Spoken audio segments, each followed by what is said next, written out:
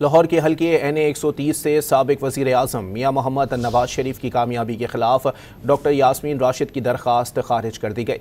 Election tribunal के जज राना जाहिद महमूद ने डॉक्टर यास्मीन राशिद की दरख्वास्त पर फैसला सुनाया। दरख्वास्त में मौक़िफ़ इख्तियार किया गया था कि NA-130 में नवाज शरीफ धांधली के जरिए कामयाब हुए, उनकी कामयाबी का नोटिफिकेशन कलअदम करार दिया जाए। नवाज शरीफ के वकील ने नुक्ता उठाया कि कानून के मुताबिक नोटिफिकेशन के 45 दिन तक अपील दायर की जा सकती है।